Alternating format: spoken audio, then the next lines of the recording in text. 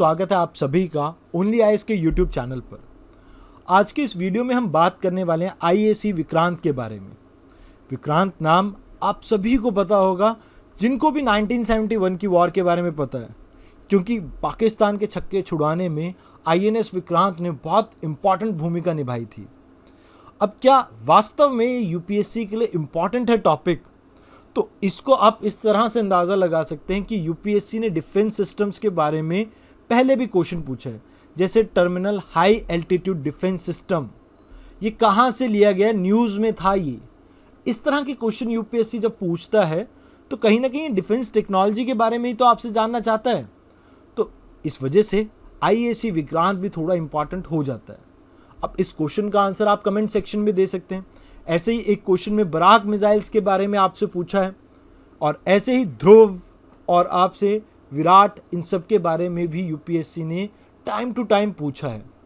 तो इससे हमें ये तो पता लगता है कि कहीं ना कहीं यूपीएससी आपसे डिफेंस सेक्टर के बारे में भी क्वेश्चन पूछ सकता है। अब इसके क्या इंपॉर्टेंट पहलू हैं, इसके बारे में आपको मैं बता देता हूँ। लगभग 20,000 करोड़ की लागत से तैयार आईएनएस विक्रांत अपने आप में भारत के लिए बहुत इंपॉर्टेंट है, क्योंकि आईएसी मतलब इंडिजिनसली डेवलप्ड एयरक्राफ्ट कैरियर। यहाँ पर हम आत्मनिर्भर भारत के बारे में बात कर रहे हैं, और एक्चुअल में 13 साल के कठिन परिश्रम के बाद हमने ये अचीव किया है। अभी तक हमारे पास एक और एयरक्राफ्ट कैरियर था, विक्रमादित्य, जो कि हमने रशिया से लिया हुआ है।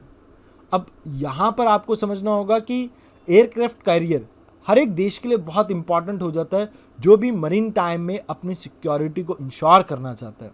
अब ऐसा क्यों?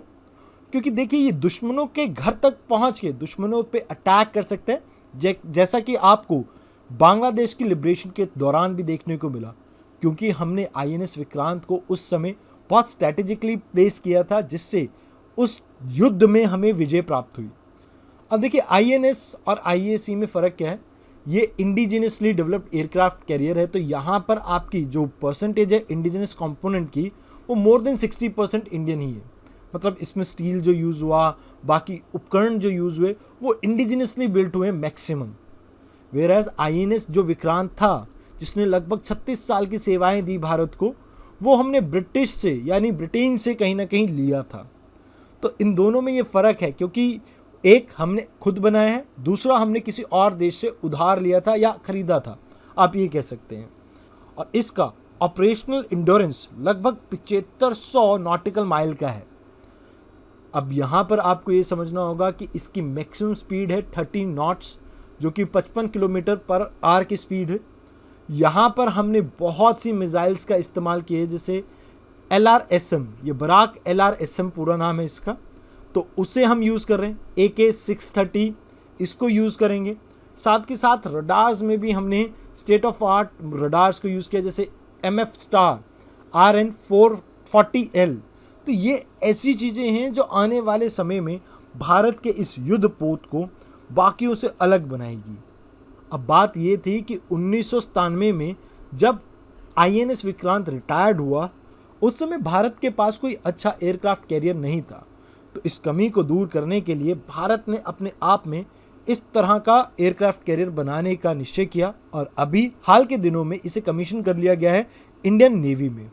अब यहाँ पर आपको एक दो चीज़ें ध्यान में रखनी है। पहला, वॉरशिप डिज़ाइन ब्यूरो करके एक ऑर्गेनाइजेशन है जिसने इसे डिज़ाइन किया था, और इसे मैन्युफैक्चर किया गया था आपकी कोचीन शिपयार्ड लिमिटेड में, जो कि आपकी ministry of shipping, port and shipping के अंडर आती है। वैसे इन जनरल अगर बात की जाए आईएसी विक्रांत की, हम 4 गैस टर्बाइंस का यूज़ कर रहे हैं, जो कि 88 मेगावाट एनर्जी को प्रोड्यूस करती हैं। और मैं आपको बता दूं खुशी से कि 76% से ज़्यादा कंपोनेंट इसमें इंडिजिनसली यूज़ किया गया है। अब यहाँ पर इस जहाज़ की कैपेबिलिटी है कि 30 एयरक्राफ्ट को स्टोर कर सकता है। इसमें आपके MiG-29 के आ सकते हैं, Como-31 airborne early warning helicopters आ सकते हैं, MH-60R यानी रोमियो हेलीकॉप्टर्स आ सकते हैं, जो कि हेलफायर मिसाइल्स के लिए जाने जाते हैं, प्रिसीजन किल रॉकेट्स के नाम से जाने जाते हैं। MK-54 टोर्पीडोज का यहाँ पर इस्तेमाल किया जाएगा। और ये जो MH-60R यानी रोमियो हेलीकॉप्टर्स की मैं बात कर रहा हूँ, 2025 तक लगभग 24 ऐसे हेलीकॉप्टर्स बन के तैयार हो जाएंगे। ये अभी soon to be inducted stage में है। अब अगर भारत के बारे में बात की जाए कि भारत नेवल पावर में कहाँ स्टैंड करता है, तो मैं आपको बता दूं कि भारत के पास अभी तक 130 वॉरशिप्स हैं, जबकि चाइना के पास 355 हैं। और आपको जान के आश्चर्य होगा, चाइना के पास वर्ल्ड की लार्जेस्ट नेवी भी है। अब देखिए, इसको बनाने से भारत को दो बेनिफिट होंगे। एक, पहला, हम कहीं ना कहीं एक डिफरेंस क्रिएट कर सकेंगे पाकिस्तान और चाइना के दिमाग में कि भैया भारत के पास भी एयरक्राफ्ट कैरियर है और इनके पास भी क्षमता है कि हमारे घर में घुस के हमें मार सकते हैं। दूसरी चीज़, हमारे लिए एक मार्केट ओपन कर सकती है ये, जहाँ पर हम इस तरह के जहाज़ बाकी देशों को भी बेच सकते हैं। और तीसरी चीज़ यहाँ पर जो आपको याद रखनी है, भारत को अगर विश्व पावर बनना है, कहीं ना कहीं वर्ल्ड लीडर बनना है, तो इसके लिए हमें ज़रूरत है अपनी नेवी की क्षमता को और बढ़ाने की, ताकि आने वाले समय में हम भी इंडियन ओशन के ऊपर अपने डोमिनेंस को इस्टेब्लिश कर सकें। तो इस वीडियो में इतना ही। धन्यवाद।